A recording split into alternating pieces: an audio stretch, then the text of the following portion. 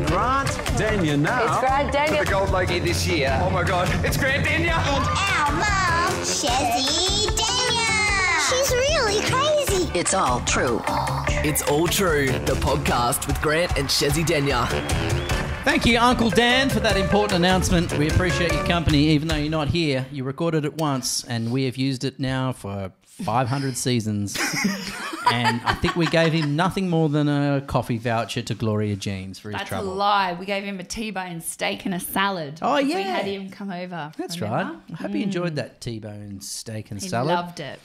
Is it the equivalent of modern-day slavery, getting him to be the voice of our podcast for 4 seasons now with just paying him via a steak? We told him if we earn some money from this. When's that going to happen? That we would give him some cash. I thought we'd, gorgeous George's good looks, that we'd be just dragging the sponsors in left, right and centre, George. I've been a real letdown, haven't I? Good morning, good evening and good night. Legends, how are we going today? Good to see you. We're good. Then we have to disclose that we have just come from Rockley Pub.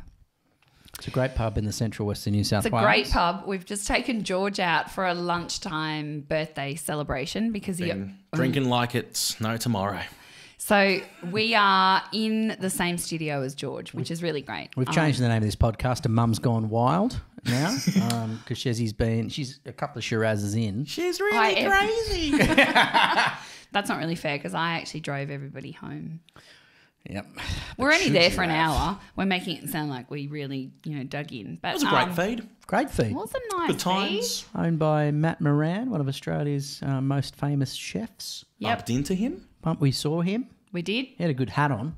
Good hat. I was admiring it. Same. Did you see what brand it was? No, I did not. But it looked really good. What makes we'll a go good back hat? after. What makes a good really hat a good flat hat? brim. Nice flat brim. Not too overbearing, but still very country. It was a very neutral colour as well. It was like a dark shade of khaki, I think. Yeah, dark tan. Would you wear a hat like that, Grant? Oh, I haven't seen it now. I think Is I it a would. fedora? No, not a fedora. You'd pull it off. Yeah, I could wear it. What if I was just we're about to go to bed and that's all I was wearing, just over that area, as I'm dancing Matt and singing Moran's you to sleep. dirty, Okay, hat. You just made that really weird. And I think you made it weird. Are you a hat lady, Chezzi? Do you see yourself wearing hats? I do like a few hats. Yeah, especially if my hair's not brushed. We should do a hat podcast where we throw a hat on and just sort of surprise each other. And Just go. What do you think of this? yeah. Except that's quite visual. You wear many hats. You're a mum. You're a daughter. Oh, good. You're a It's a nice partner. metaphor. Segue, nice. Yeah. You're a motivator, business partner. So how many beers did you have at this lunch? 47. Yeah. We celebrated George's 21st birthday. Yeah. And it's a 2 big weeks deal. after, which was really well, nice. Wow. Well, you Thank you. didn't We're tell that us. far behind. You didn't tell us. Stop keeping for it the a first week. secret, man. It's been like a 2-week bender now, Wow, this birthday. Well, it's the Well, birthday you're 21. Do you Cheers for know, contributing. I said to Grant last night, I was like, we should do a whole segment, am I not close enough? There you go. Maybe my headphones are turned up really loud because I feel really loud. I said we should do a whole podcast on birthdays and birthdays gone wrong.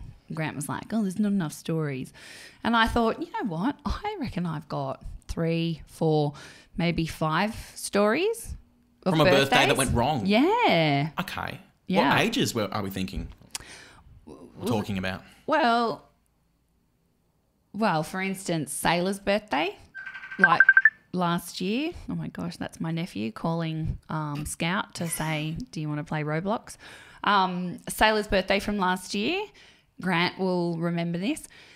We had a little kid who'd never had junk food before, and he had too much junk food and then spewed all through the presents, Yeah, through the presents. which is really great. Do it on the floor, mate. Maybe go to the bathroom. Maybe just, do it in your mum's car on the way home. Not through the presents. He was so embarrassed, but he projectile vomited literally through every present bag, which was quite funny. He got them all. It was like a nice solid spray. It was Okay. it covered a to good call his 10 mum. metres squared. Does it smell as well? Really Did it clear bad. the room out? Mate, I was the one on hands and knees cleaning it up. Oh, You got given that duty. were you? Hey, you Not won't, in that good tracksuit that I was wearing, no. Of course I wouldn't. you won't be doing that any longer. You got this U-Butte vacuum that almost sucked me up when I walked in. Yep, that's Our robot vacuum. That was my girlfriend who told us to get a robot vacuum. And you know what she didn't tell us is that you need to pick everything up off the floor for it to actually work. which defeats the purpose of having a robot vacuum, I would have thought. So you got to clean before the cleaner comes out. My RMs are in your rubbish bin right now from that robot. But it's good. I just sit on it and ride it, into town. It's the cleanest town in Australia. I'm trying to keep it know on track here. Oh, look at one more birthday story. Do you know we got a special message for George's birthday? What? You do not. Mate, I kid you not. We announced it in the last podcast, and you won't believe the response that we got. It doesn't get any bigger than this. Someone very, very special on a global level reached out to wish you a happy birthday. And it's not you guys, it's not Albanese and I did all those not people I know. spoke to. Albanese, mate. Think bigger. I did not know this. Crikey, okay. No, even bigger. Katy Perry. All right, are we ready? No? All right. This is this famous, the most famous person here has recorded this message just for you and your birthday. My heart's racing. Okay, here we go.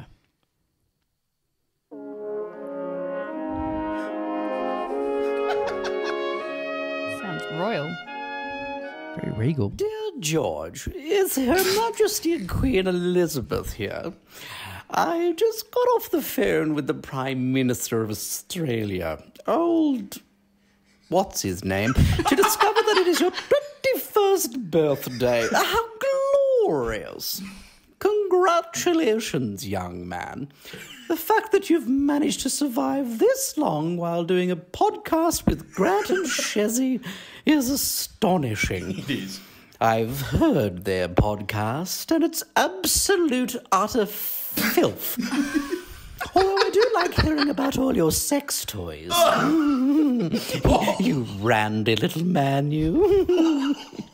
You're dirtier than my son, Prince Andrew. And that's saying something. Oh, excuse me.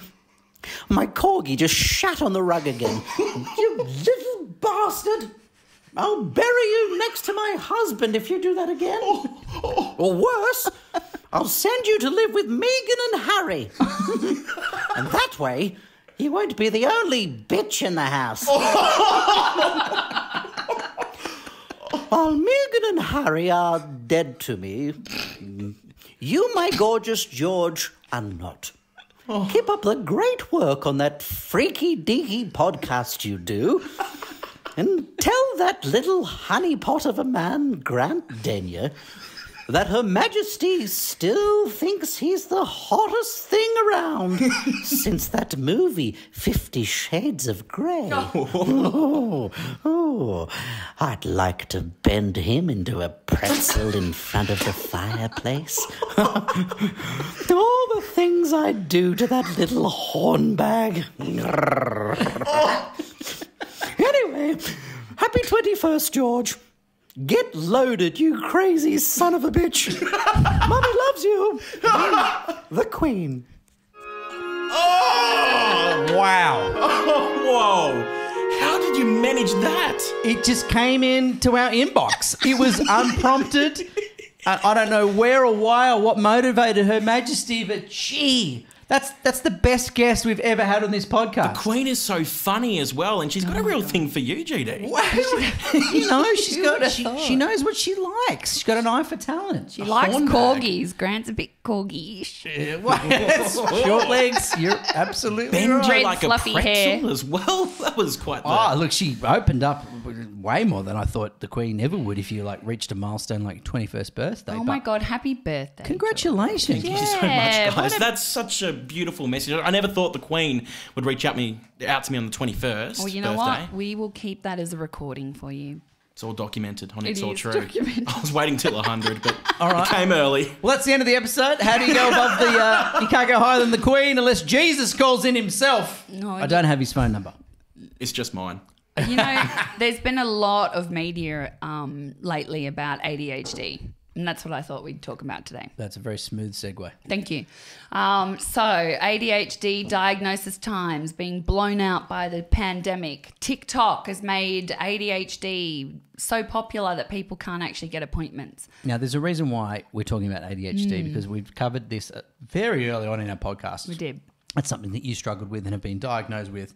Diagnosed late too. Yeah, later in life. And we've had so many people message us and email and, then comment saying that we have changed their lives because we've helped, I guess, give them the information that they were missing in their lives. We're not doctors. We haven't diagnosed anybody. We literally are not responsible for fixing anyone. Please but don't make us in discussing our journey, it has Yeah. enlightened some others. It's been especially a lot of young girls, and it's quite different in girls. It presents different. So I think the Queen is ADHD.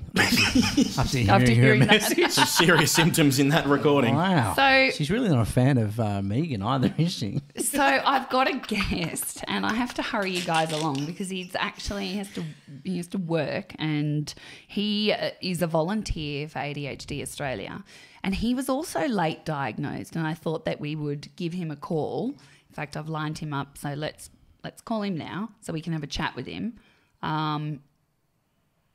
As he says, he's not an expert, but But he works for the He does. He the leading volunteers. body. yeah. Hello, this is Ben speaking. Hey, Ben, it's Chezzi, Grant and George for It's All True. How you going?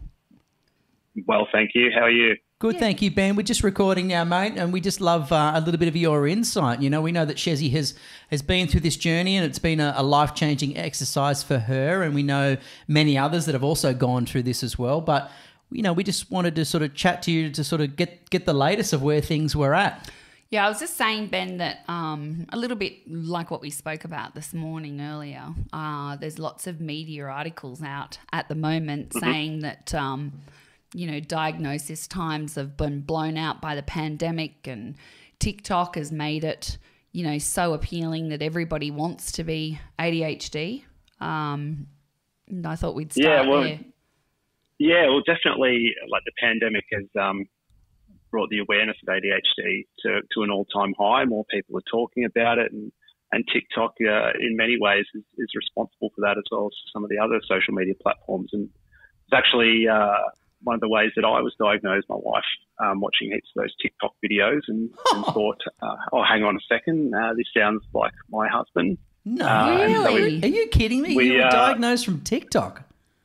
Well, yeah, and I started watching a few of them, and I was like, it was Em Resciano when she was going through her kind of diagnosis journey a while back, and I was just taken aback by how similar like our stories were, and then started looking into it, and always kind of suspected I might have something like it, but I didn't know how much impact it can have on someone's life until I did a bit of research on it. And I went and saw a healthcare professional, and then got a diagnosis within about 6 months or so. So it all happened pretty quickly. When you first got your diagnosis, you were 36, is that right? I was, yes. So it was mixed emotions. Like frustration, anger, like a little bit of, what could I have done by now? Where could I be if I had known this earlier? But at the same time, very relieved that there was like a reason, like something that kind of explained, everything that I've kind of gone through, and also that there was like a clear path for the first time. There was a lot of clarity, and the treatment and the medication that I've been on has kind of opened a lot of doors, and it's made my life a lot better since being diagnosed. Where did the anger come from? What made you react that way to the diagnosis? Yeah, I guess it was because I've always had above average intelligence, but never really did anything with it. And so, a lot of my report cards are always like, why can't you apply yourself, and why can't you do more? You can do anything that you want to do. And I think, Cheryl and I were talking before, and, she was saying that she could have been a doctor, had she known from a younger age and had it under control. And I guess it was, a little bit of anger that,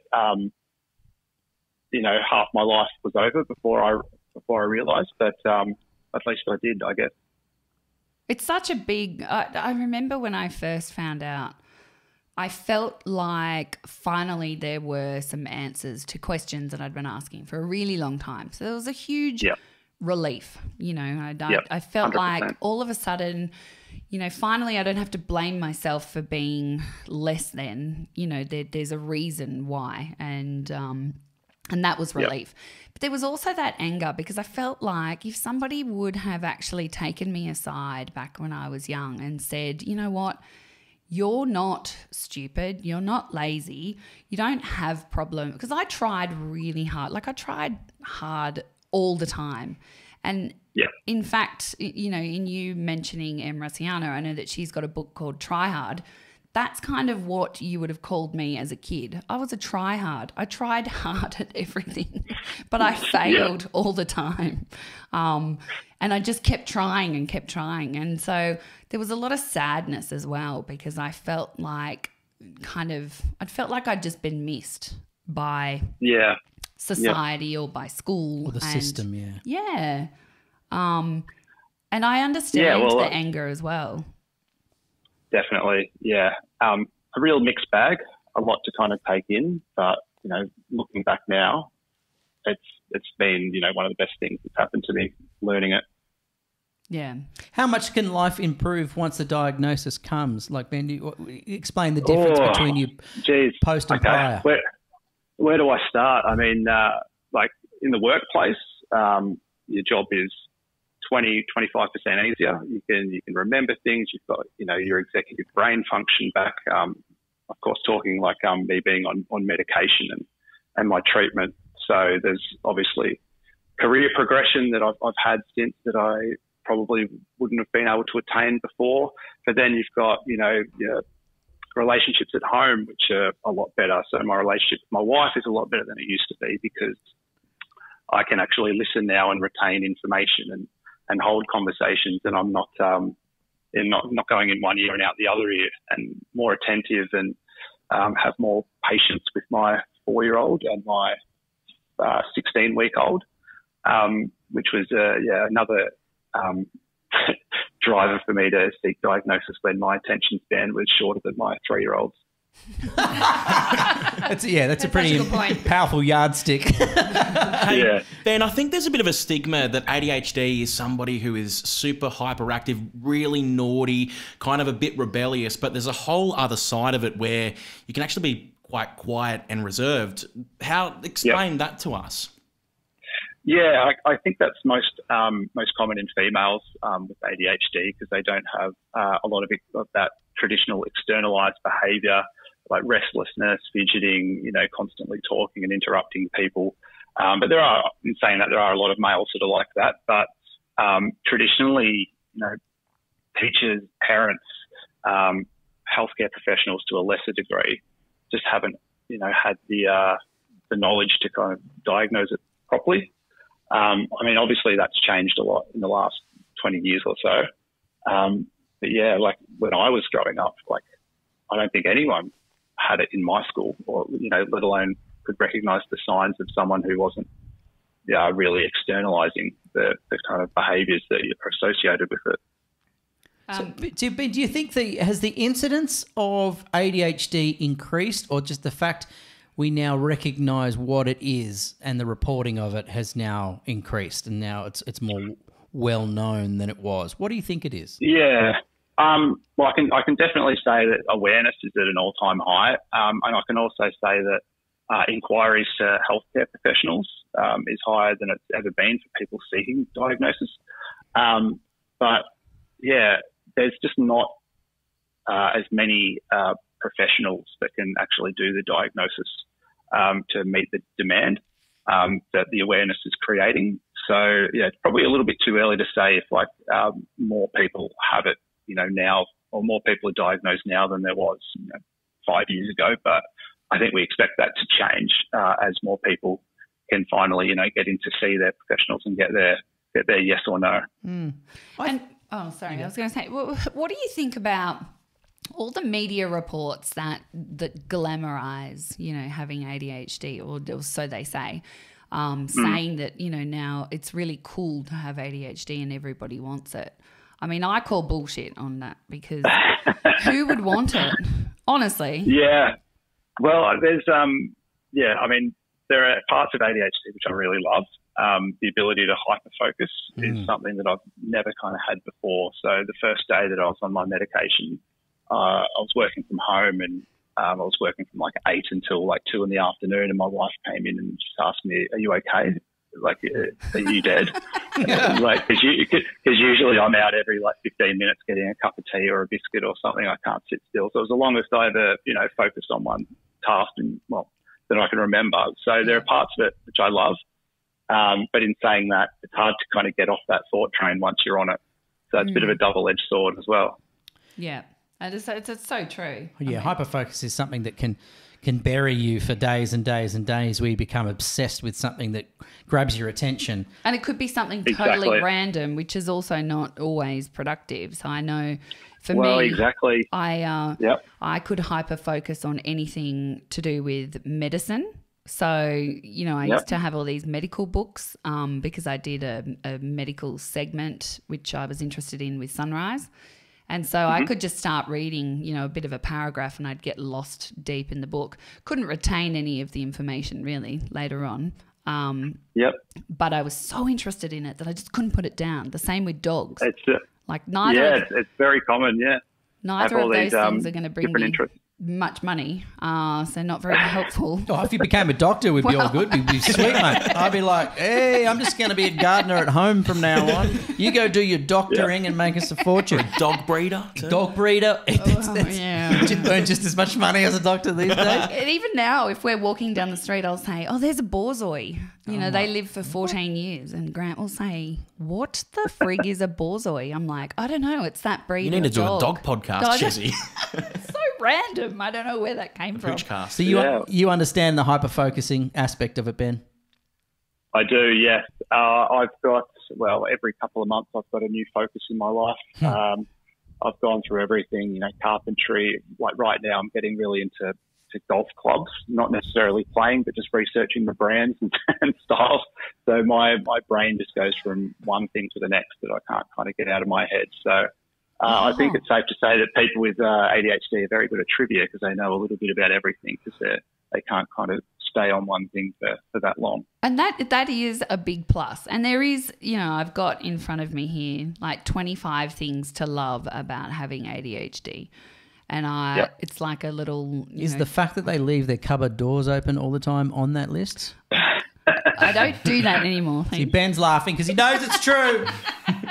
Well, I'm the opposite. I've got a mild ordering complex, so I could never have a cupboard open. Oh, okay. I'm very good at closing the cupboard doors now. Now you're medicated, you are. Yes, but I also didn't realise until just recently that, even if you are medicated, if you're a female, your hormones play a big part of changing your ADHD. So it can accelerate it, it can exaggerate it. At the time, I'm talking to 3 guys here and I'm looking at everybody's checked out. Let's ask Ben about his female hormones. You can't see me, but I'm nodding along. We've lost him. He's thinking about golf clubs. All right, so let's talk about the 25 things to love about ADHD. Yeah, so, I printed this out and then the first one, it's from the Attitude magazine. The first one is insomnia makes for more time to stay up and surf the net. Oh, my God. I don't know if that's not a positive. Yeah, I definitely have a very late body clock. So yes. Up to one most nights or morning. It's sounding a lot like you, Grant. No, keep going. No, it is, isn't it? Don't diagnose me, Dr. Denyer. Well, because you like researching things, especially boats and I can tractors. get obsessed. Yes. Yeah, with things. Like my girls have just started go-karting and that's something I did as a kid, and then I would have spent months and months researching go-kart trailers and what to have in it and what sort of function do I want it to have, and I designed it and I worked with the manufacturer, and it became my full-time. Ooh, okay.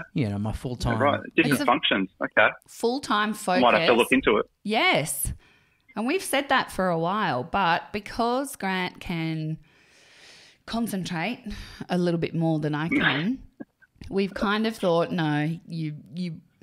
I think just maybe if I did have it, I'd be so mild compared to you that it seems like I don't have it. even if I did. Is that a backhanded comment?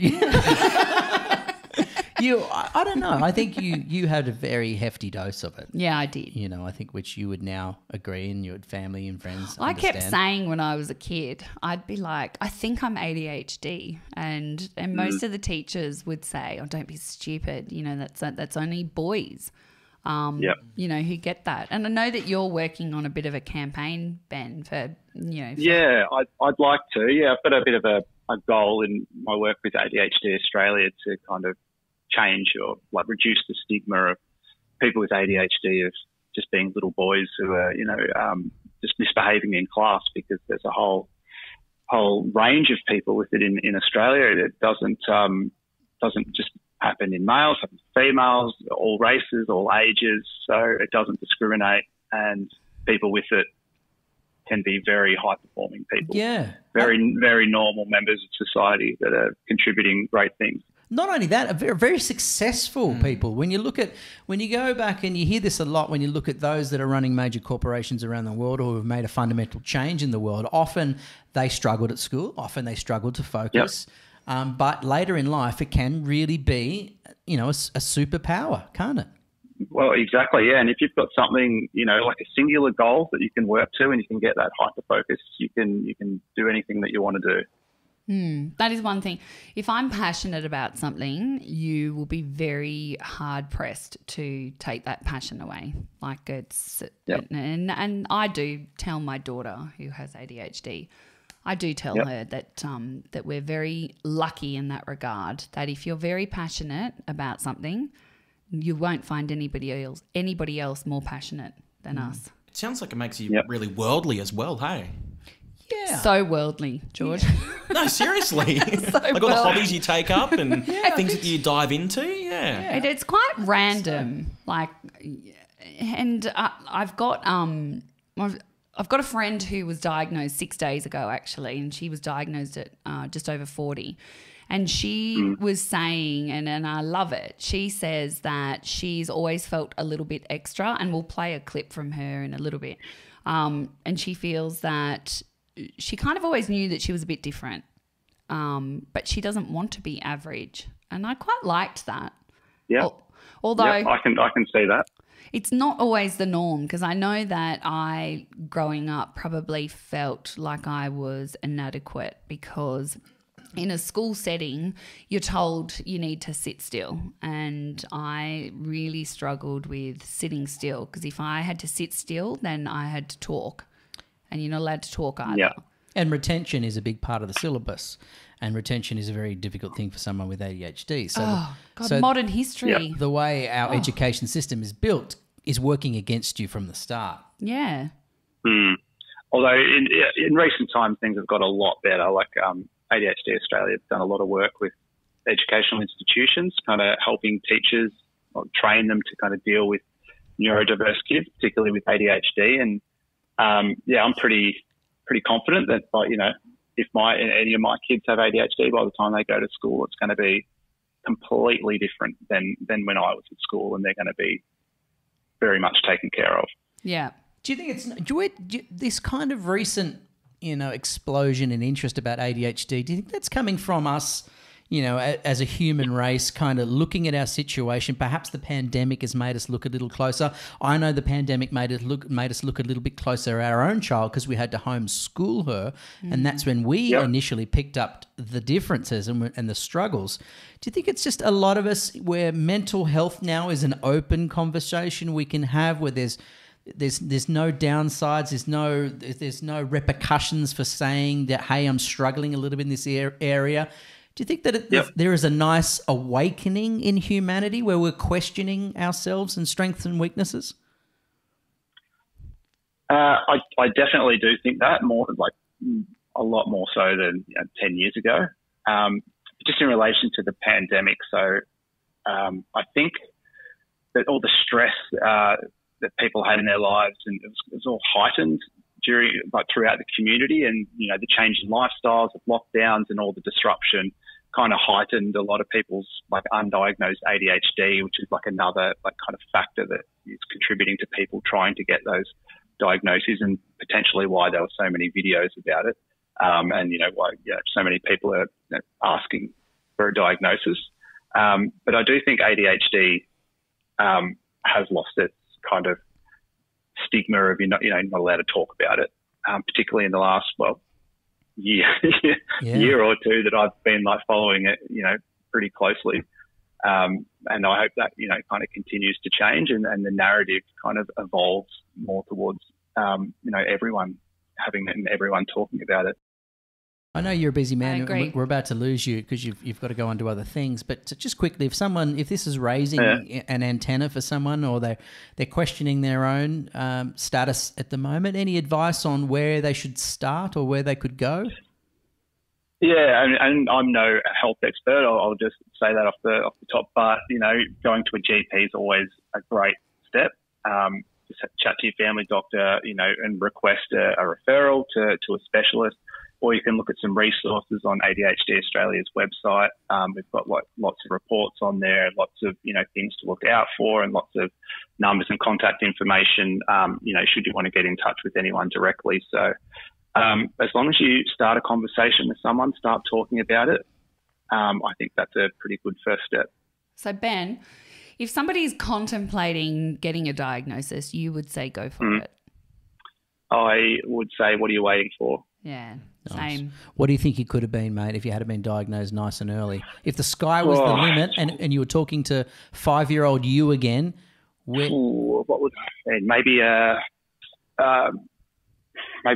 weather presenter on a breakfast TV show.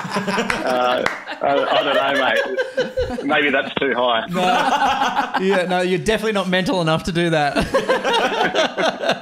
Lovely to chat, mate. Thank you so much for your time and Thanks, insight. Ben. No Appreciate worries. it. And I appreciate you too kind of shining a light on this. It's great to hear. No worries. All the best, mate. Thanks, Ben. Thank you. Bye. Imagine if you had a heap of people who were diagnosed with ADHD and they all got together on a trivia team. That would be the ultimate team of all time, right? Just a bunch of hyper-focused people that all had specialist fields. Yeah, you'd be because the that's the winners. thing. Because I read a whole lot of stuff about random places, but geography doesn't interest me. Can I say something about your reading? Social though? history. You used to tell me, I'm a super fast speed reader. I'm a speed reader. And I'm yeah. like, what? And I'd give you a document to read, and you would give me the gist of it, a basic gist, which is often wrong because it wasn't speed reading. You'd skip chunks. Yeah. But you didn't realise you were doing it. You would lose interest in a sentence and would just go, and you'd just jump pick a the big paragraph words. ahead or look for the big words and try and piece it together. It took me years to figure out what that was. Really? Yeah. Oh my gosh, I do that as well. Do you? Whenever I've been reading a book and it gets boring, I just go to the next chapter. Yeah. Oh, I don't do that. Or like Oh, next well, paragraph, yeah. Unfortunately for Chezzi, she does all our legal documents and bookkeeping. So they're not the things I don't like we that have. bill. I'll skip that bill. Sign here. It's fine. It's cool. Why have we got no electricity this week? That Yeah. has also happened where I've come home and It's all been out. yeah, Oh, it's all you been out. love saying this story, Is don't it not you? true? Oh, my God. Is it not true? It happened once, Okay. dude. Did you forget to pay some dollars? I Jez? did in 2014. I was also pregnant at the time. Yep. There's the excuse. Yeah, fair I've still enough. kept the bill if you want it. That doesn't. I can't heat the house with a piece of paper. No, it's because you keep bringing it up like it happens all the time. No, but it was prior to diagnosis. It was a slight example of the difference of being diagnosed ADHD. Not a bit delicate here. Normal-brained and neurodivergent. Yeah, being a normie and not a normie. Yeah, I was very far from normal. But like most young people, you learn to mask it and you... It's pretty hard to mask having no power in the house. Yeah. When we come home, That I is can't tough. cook an egg. And you know why? Why wouldn't you want to mask it? Like, look at this. This is from ADHD Australia, okay? So here's a myth. ADHD isn't a real medical condition. Yep. So there's a lot of people who say that all the time, Yeah, right? I think my mum would have been one of those until recently. Yeah. There's a lot of older people she would from have the said, generation. Yeah, They've seen ADHD is another name for just a naughty kid. Yep. Okay. ADHD is listed in the DSM-5, and extensive research has shown a genetic component that makes it very hereditary. Okay, so that's the fact. It very much is a medical condition. I thought maybe you could read this out. What's up? You didn't go through those. But, No, I didn't, because but I think this is actually the nice side to ADHD, which I think people associate it with, like you said before, a failing or... I printed this out for our daughter. So this is 25 things to love about having ADD or ADHD. Yeah. Okay, so you got the drive of hyperfocus. That can be powerful. You got resiliency, a sparkling personality. See, lots of people with ADHD do have that. Generosity with money, time and resources, as in why pay a bill when we can just hang on to the money ourselves, for instance. Or donate it. Ingenuity. You definitely, ADHD people have a great way of finding their way around problems. Yeah.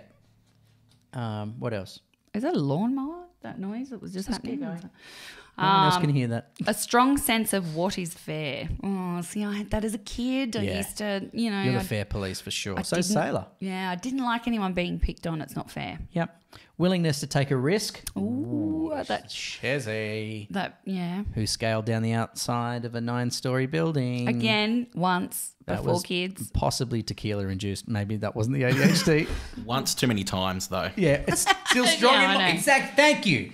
Just because it was once doesn't mean it wasn't major. But I do often, you think outside the square. So Spontaneity, another thing to love about ADHD. You've got plenty of it that. used to freak you out. This is You cool. couldn't Number predict 11. me. You've got a Ferrari brain, but you've only got Ford brakes. That's cool. So the brain is like whoo, million miles an hour. I told you I had a fast brain, didn't I? You did. You denied but it. you can't pull it up. Yeah, that's what that I've means. got Ford brakes. Um, Or Holden. yeah. It actually says Chevy there, but I just Australianified it. Being funny.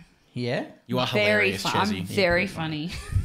Last the romantics. That is also true. I'm very romantic. Good conversationalist. I can, True. I can walk into a room and I know I can talk to any person in a room about any single topic. Honesty in believing that anything is possible. Oh my God, you live by that damn mantra. Because it is. Well, for us normies who have like normal limitations, You're not that is normal. frustrating because there are so many things that go into deciding a success or not. Do you know what? That is not fair, because I have had lots of things thrown at me where most people would say, well, that is not possible. And I have had to live through those situations. So how can I say that anything is not possible? Because that's not true. Excellence in motivating others is another thing to love about ADHD. I'm very motivating. And see, now you've put this down because you've got the shits, because it's, I've got the shits. rarely being satisfied with Quick the to- status quo. Yeah. That's me. I don't even know what that means. Compassion. Well, because I don't just like just being as is. Okay. I want it to be better. Constantly striving to be better. Yeah, cool. Always being there to provide a different perspective. Willingness to fight for what you believe in.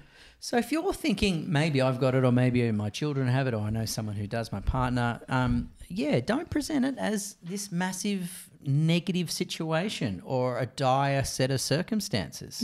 There's so much to love about ADHD, and particularly the one thing I've noticed about being Chezzi's partner, her prior to diagnosis to after diagnosis is vastly different, and it's made life immeasurably better. It was wonderful before, but it's made things so much greater because you're a pain in the fucking ass.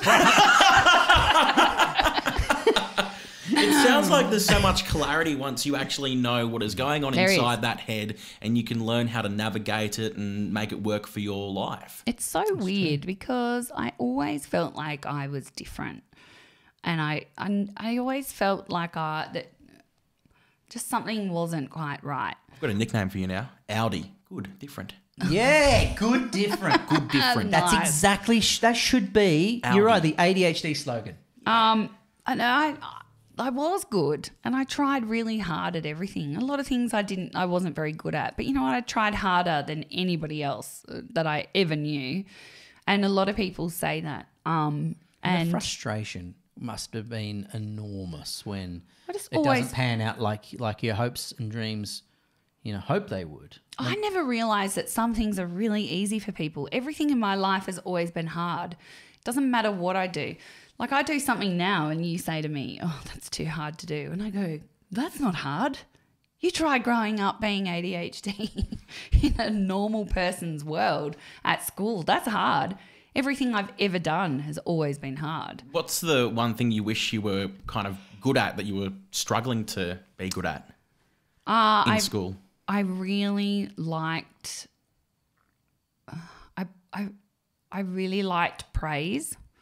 And I never got it from any teachers, and I tried so hard it almost killed me at certain points to try and do as much as I could so that my teachers would recognise. Like compliment you kind of thing. Approval. Yeah.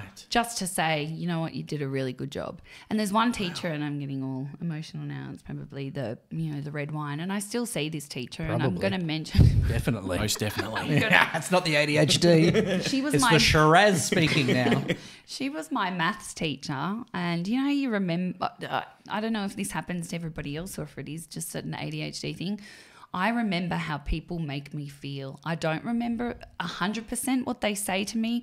I don't remember if somebody makes me feel a certain way, I can remember that forever. And I remember that my maths teacher, Mrs. Murphy, who I still see today, often, when we're having coffee and, if we call into the local cafe, I'll see her, and I remember she knew that I was struggling with maths, and she would always put a hand on my shoulder and she would always say, you're doing a really, really good job. I know it's not easy for you, but you're doing a really good job.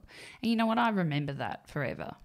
Mr. Gilbert was my maths teacher. Similar deal. I saw him the other day and he was the only maths teacher that kind of believed in me, because I didn't pass a maths exam up until like year 10 when he then became my teacher. And it takes that one person. That one person. Doesn't it? So the first time you became successful at maths was under the right guidance of a good teacher. I think some teachers went, oh, well, he's a battler, he's a struggler. And they let go. And like, they take whatever. their hands off the wheel and they just said, there's nothing we can do for this one. I'll focus on the top guys and not worry about the guys at the bottom because they're maybe too hard to I agree. teach. I think that's where I slipped through the system, about year 4 and 5. Once I was given the impression by the teachers that perhaps I wasn't very smart, that became my core belief for the rest of my life.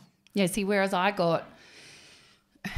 they didn't like me, most of the teachers, because they thought, she's smart, she just doesn't give a shit, and so she's not going to try. And because so you were vivacious. they got angry at me because I was seemingly confident because I'm loud. But confidence and intelligence is completely different. Well, thank you. Yeah, no, but it is. But people look at you because you're No, they do. Because you're loud and you're happy and you're confident. They think, what happens when I good get nervous? You overtalk. Yeah, and I get extra loud. Really loud. And people don't realise that. Yeah. So if I'm ever nervous and we walk into a room and I'm like, hi guys, I'm here! And then Grant's like, Jesus Christ, are you nervous? That's what happens. And so we'd go in to do an exam and I'd be like, yeah!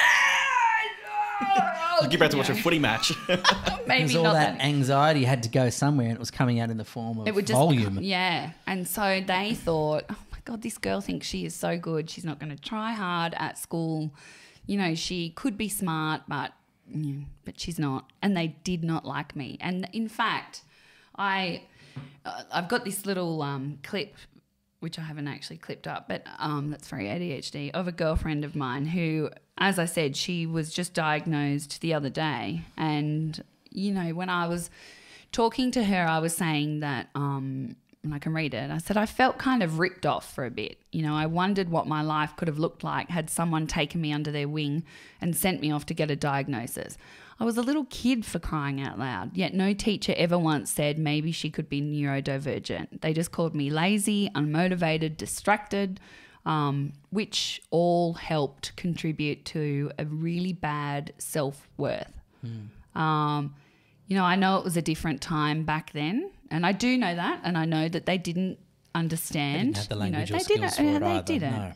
No. I said, but not one teacher or principal ever did anything but poke fun at me or severely punish me, even though I was a really good kid. I always wanted to please, which is very much like Sailor, which is what is so sad about it. Because you're tortured by it. You want to do better, you can't, and you need the praise to feel good about yourself, and it just doesn't come. And so I remember I used to sit at my desk and I used to hold my eyes open like this, and I used to hit my head with the pencil trying to make the words stay in my head. And that makes me feel really emotional now, and I think about that, and I think nobody should ever have to go through that, you know? I just wish that somebody could have taken those, those hard years away and been like, you know what, it's okay. Yeah, school was very difficult. I got punished, and sent to detention for daydreaming. I got sat at the back of the classroom with my back to the board and behind the door, and you know this story, because I couldn't stop talking to the person next to me. I got the cane for not being able to sit still in church. None of this was my fault, yet being punished made me grow up believing there was something deeply wrong with me. And you hear this from a lot of people who ever get diagnosed late. When I first got my diagnosis, there was a moment where I felt a lot of anger for life lost. Then I felt grief and sadness for myself. Well, let's talk about life Very lost. common. My uncle, Uncle Wayne, only got diagnosed at nearly 58. Very angry because his life was so hard. And it finally he'd realised at 58 that someone had taken the time to sit him down and pay some attention to him to work through his issues, to realise that was what he had. And again, a life lost. He was so angry. It explained so much why things that he had dreamt of and attempted to achieve just faded away on him. How he could never complete a project. He was like a falling leaf sort of in life, just drifting from one thing to another, but never really finishing it off. And now he finally at 58, had the answer. And that's, you don't. And you hear that a lot. So whether it's 32, 38, age 6, doesn't matter what age the diagnosis comes, you just be thankful that it has come, because it can be all of a sudden the fog can lift. So I'm going to play you this. So who is it? So this is my friend Lauren, who she was my mummy time friend, Lauren Dubois. You can follow her on Instagram. She's a mum of 3 kids, and she's hilarious. She's an ex-political journo, and she's highly articulate, much more articulate than I am. She's just been diagnosed 6 days ago. How old is she? It's a really good question. I think she's 41. Okay. So she sent me a really long clip, and she said just pick out, which is it's so me. She said just pick out what you want. So I've hopefully this is the right spot to start it from, because it was like a 7-minute clip. Okay. I was just going to play this 4 is minutes. Lauren Dubois. Yeah. How clear and consistent the messaging was. In every report from every teacher for every subject in every year, the message was the same. Lauren is gifted academically, but she is distracted. She is distracting. She won't focus. She won't try. She's not motivated. She's not taking this seriously. She won't put in the effort. And it made me really sad, because I was putting in the effort. Like, I know that I was. It just clearly didn't look like they wanted it to look. And while I did perform well at school, those comments make me start to wonder, how much better could I have gone if things were easier? And that's the other revelation that I've had all this time. Never thought I was, broken. But I did notice that there were some things that people just did better than me. And I just thought that was because they were better people. And now I'm finding out they weren't better people. The stuff was just easier for them. Like, it was just easy. They found it easy.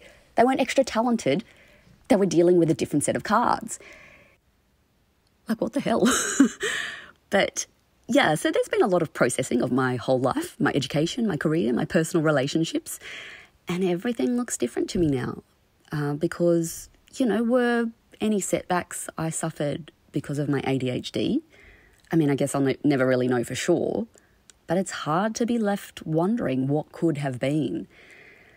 But when I'm done sooking, when I move on from that stage of the grief, I then swing wildly to excitement or anger, or I'm currently, I think, in a stage of defiance, because that's often my default emotion anyway. But I just think of all the kids who are being diagnosed right now, and the women and men who are being diagnosed later in life, who will feel shame, who will be made to feel like something is wrong with them. And it makes me want to scream because, you know, I've said a lot that I never felt different. I always just thought I was the same as everybody else. So that, you know, the diagnosis came as a surprise. But that's not entirely accurate. I think what I mean is that I never felt there was anything wrong with me. But what I did feel was that I wasn't exactly average. I've always been a little bit extra. And that makes me want to reframe the way ADHD is talked about, because right now it's a disorder. You know, our brains don't work the way they're supposed to work. But who says? Is that what average people are saying? Because our brains don't work like their brains, so that makes us wrong. You know, I don't want to be average. I never have done. Because I think of it like, you know, an average person looks at a problem and they solve it. 1, 2, 3, it's just done. No delay, get it over and done with. But if you give me a problem, I will find 18 different ways to solve it. I will probably also find other problems that nobody's ever seen before, but I will do it in a way that nobody's thought of. Whoops. Oh, I think something just came through my phone. But look, that's pretty much where I wanted to stop it anyway. So that's exactly, you know, she's got degrees. She's got a master's degree. She's, you know, written books. She's highly intelligent, but she said that she struggled all through school with very similar school reports like I did, just saying, you know, that Lauren, if she applied herself, could actually, you know, have great potential. I mean, that's written all over every one of my reports. Yeah. And yours, George, by what you're saying. George's were, can you please stop masturbating in the back corner of the room? And pull your pants up, which obviously, they're down when you're masturbating, What were your report cards like? All the creative subjects were really, really good. Yeah. So I was getting A's in all of that, but anything sort of where you had to kind of study or think really hard or do equations, maths, science, modern history, like really hardcore content was tough for me. And also, we were chatting about this at lunch. They're completely different sides of the brain. Yeah. Some people can have a left hemisphere dominant. Some can have a right hemisphere dominant. One's a more analytical, factual-based brain. One's a more creative brain. But it feels like the school system is kind of still geared to just one particular kind of student. And maybe that's changing, and I sure hope it does, because it stops kids like you and I, or you particularly, and others who have been diagnosed, slipping through the cracks. Well, as Ben said, you know, like ADHD Australia is starting to work with teachers, you know, because the more people that we find who are neurodivergent, and we spoke about this the other day, you and I, remember we were like, is there more people with ADHD now, or has there always been people with ADHD and autism, but we're just discovering it more? I feel like there's always been it, but now there's a greater awareness of it. And like I said, we're all thinking a bit more deeply about our own mental state, so we're open to having the conversation, whereas prior to that, I don't want to be labelled as flawed. Yeah. I don't want to be broken. I don't want to be ostracised in my school as being inadequate. So we were all frightened of it. Whereas now there's been a massive shift in just the last 5 years about how we view our mental health, which is awesome. It is so good. It's really but I still get messages from people who say you should be deeply ashamed that you talk about yourself having ADHD. Why? What? Yeah. Ashamed of what? Well, because I say often that I have ADHD, and that makes me feel, it makes me feel sad for those people, because I think, what does me coming out and saying that I've got it make them feel about themselves? Well, I think you get that anyway. Sometimes when you're in the public realm, you get people who want to take pot shots at you anyway, and they've just latched onto that as another reason to do it. I don't know if it's ADHD related, other than just... Yeah, I know. We spoke about this today at lunch. People have hurt people, jealousy, hurt people. hurt people. And they might be really frustrated. They think, how dare you come out and be proud that you've got a condition and you've got a disorder. I mean, I don't really think it's a disorder. I think it needs to be renamed, because I don't feel that I have a disorder. I think my brain just gets flooded with, so many different stimuli that I can't focus on the one thing. It doesn't happen all the time, but that, that's my natural state. So, I'm dead set going to go to a GP after this and get it tested because I feel fine. I'm happy knowing that I've got these kind of side effects or symptoms of ADHD. But hearing Ben say once you're diagnosed, things are, so much better. Why not? Let's do it. Even if you have no change in, just say you don't take on the medication, often just knowing the title and the methods to and how your brain works is instantly puts you at ease because you go, oh, I'm not because there's a textbook. Disadvantage. I'm just slightly different. There is a textbook for how your brain, works. And when I started reading about that and when I started listening to the ADD podcasts and things like that, it made so much sense. And they give you tips. And you know what? Some days I go, right, I'm quite tired. I haven't slept, very well, which means that I'm very ADHD. And we see that in our daughter. And yeah, the more tired, the more ADHD. Because it's just your natural state. You're you're tired. You can't focus. And so on those days, I'm a little bit gentler with myself. Whereas in the past, I would have pushed through harder. And Grant used to call it the birdie face or something. I'd be like, just jittery. So I was just like, head going everywhere. Frantic. I was just trying so hard to focus. I almost had like a Tourette's. Yeah. And I just was trying so hard to push through. Whereas since knowing that I have ADHD, I go, you don't punish yourself anyway. No, I don't. Hard, which is a wonderful way to live.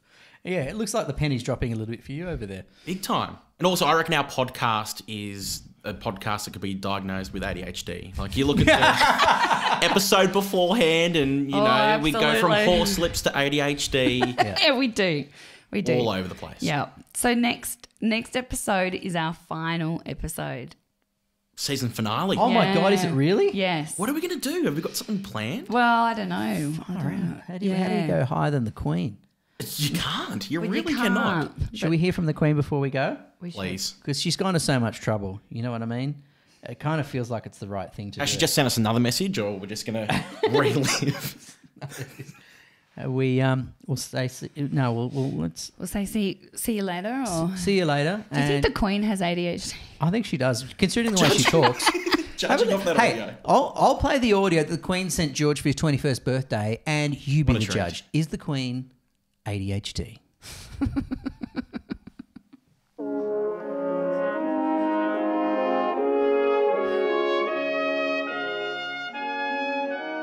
Dear George, is Her Majesty Queen Elizabeth here? I just got off the phone with the Prime Minister of Australia, old... what's his name, to discover that it is your 21st birthday. How glorious! Congratulations, young man. The fact that you've managed to survive this long while doing a podcast with Grant and Chezzi is astonishing. I've heard their podcast, and it's absolute utter filth. Oh, ouch. Although I do like hearing about all your sex toys. You randy little man, you. You're dirtier than my son, Prince Andrew. And that's saying something. Oh, excuse me. My corgi just shat on the rug again. You little bastard. I'll bury you next to my husband if you do that again. Or worse, I'll send you to live with Meghan and Harry. And that way, you won't be the only bitch in the house. Controversial. While Meghan and Harry are dead to me, you, my gorgeous George, are not. No. Keep up the great work on that freaky deaky podcast you do. And tell that little honeypot of a man, grantdenyer, that Her Majesty still thinks he's the hottest thing around since that movie, 50 Shades of Grey.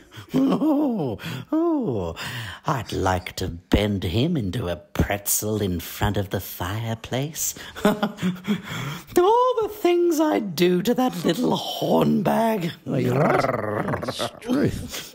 Anyway, happy 21st, George. Get loaded, you crazy son of a bitch. Mummy loves you. The Queen. The Queen. Wow. Signing off as the Queen. What a rock star. I love her so much. Best birthday ever. The best. 21's great. Way! Thanks for listening to It's All True, everyone. Don't forget to leave a review for It's All True. We didn't read out any reviews this week, but we've had lots. We didn't get any. Oh, no, we got heaps, didn't we? Shut up, George. We got heaps. The Queen gave a pretty hardcore did. review of the podcast. Yeah, That equals 1 million. Yeah. So thank you for leaving reviews. Advice for anyone who might think they might need a little bit of help in exploring ADHD. I think we've given it. Go to a doc, start there. Yeah. Go to, what was the name of the organisation that Ben was from? ADHD Australia. Makes sense, pretty obvious name. Cool. And Yes. we'll catch you for our final podcast of the season. And don't give up if you're trying to get an appointment with a specialist and you can't get through, and we know that there's really long wait lists. Don't give up. Just do lots of research, because there's lots of things that you can do before you get the diagnosis. It's true. As the Queen always says, get loaded, you son of a bitches. You hornbag. Oh, over and out. It's All True, the podcast with Grant and Chezzi Denyer. Bye bye. See you next time.